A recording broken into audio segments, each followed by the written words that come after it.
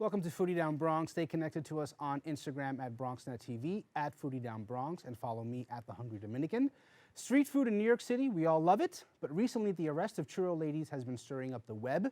We'll sit with Matthew Shapiro of Street Vendors Project to discuss street vendor rights and more. But before we sit with our guests, let's get into this week's Chew News.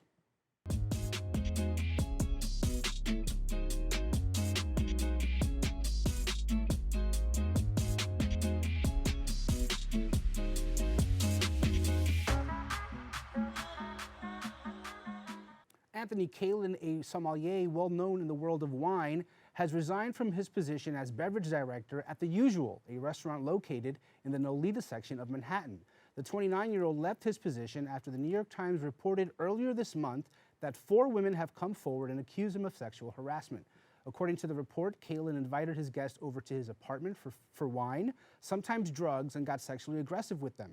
New York Times food reporter Julia Moskin also reported seeing an email exchange where Kaelin was told to stay away from wine retailer Domain LA, following reports from female employees stating that he made them feel uncomfortable.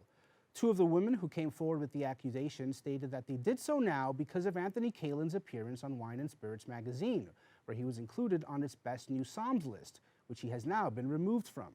Anthony Cailan is brother to chef Alvin Cailan and has denied any wrongdoing. A Minnesota school district is apologizing after a video went viral showing its lunch workers throwing away the hot lunches of students who had an outstanding lunch debt of more than $15 and replacing it with a cold lunch.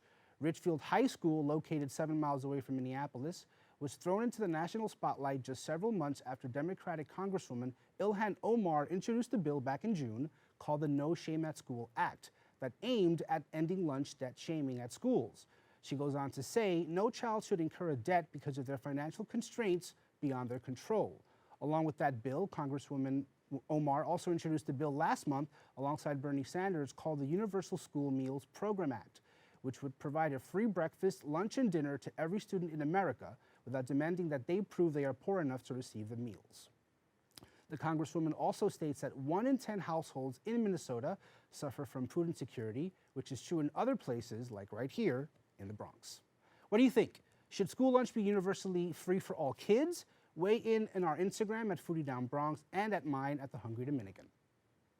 In other news, Dean Foods, the largest dairy producer in the country, has filed for Chapter 11 bankruptcy.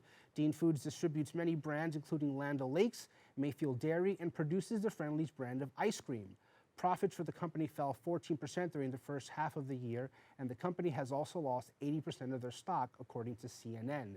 The dairy industry has been struggling as of late due to competition from milk alternatives being prolific and consumers changing dietary restrictions.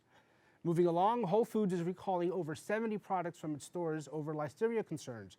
Those products include items from their hot bar, salad bar, and frozen packaged meals. The bacteria that is more likely to affect pregnant women, the elderly, and people with weakened immune systems. The recalled items were shipped between October 10th and November 4th.